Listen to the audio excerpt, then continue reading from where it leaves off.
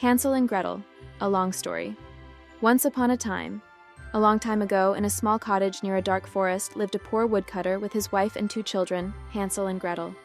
The family was very poor, and they often did not have enough food to eat. The woodcutter's wife, who was the children's stepmother, was cruel and unkind.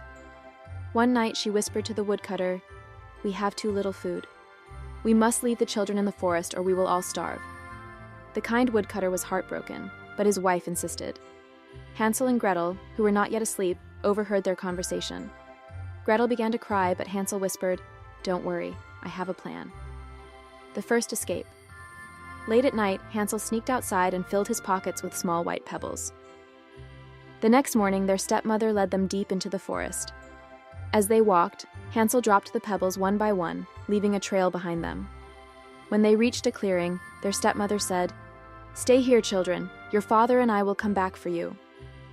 But as night fell, Hansel and Gretel realized they were alone. Luckily, when the moonlight shone, the pebbles sparkled, showing them the way home.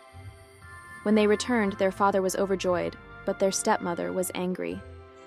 The second abandonment. A few days later, their stepmother took them even deeper into the forest.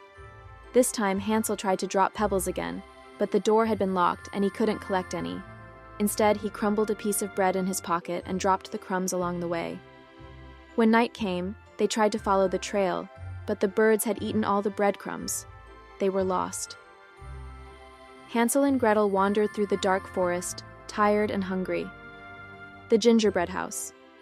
After walking for hours, they suddenly saw a wonderful sight, a house made of bread, cake, and sugar. The roof was covered in chocolate, the windows were made of candy, and the walls were built from gingerbread. Hansel and Gretel, starving and tired, ran to the house and started eating the delicious treats. Just then, the door creaked open, and an old woman appeared. She smiled and said sweetly, "Oh, dear children, come inside. You must be hungry and tired. Let me take care of you." The children followed her inside, not knowing that she was actually an evil witch who lured children into her home to eat them. Trapped by the witch. At first, the witch acted kindly, giving them food and soft beds. But the next morning, she locked Hansel in a cage and forced Gretel to work for her. "You will stay here until you are fat enough to eat," the witch cackled. Every day she made Gretel cook rich meals for Hansel, hoping he would grow fatter. But Hansel was clever. He found a small bone in his cage and used it to trick the witch. Since she had poor eyesight, she felt the bone instead of his finger and thought Hansel was still thin. The Great Escape. One day, the witch grew impatient. "I will eat him anyway," she shrieked and ordered Gretel to heat the oven. Gretel, pretending to be clueless, asked, "How do I know if it's hot enough?" The wicked witch, eager to show her, leaned inside the oven. At that moment, Gretel pushed her in and slammed the door shut.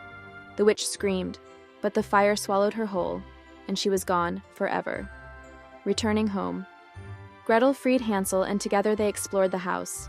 Inside, they found chests filled with gold, jewels, and treasures.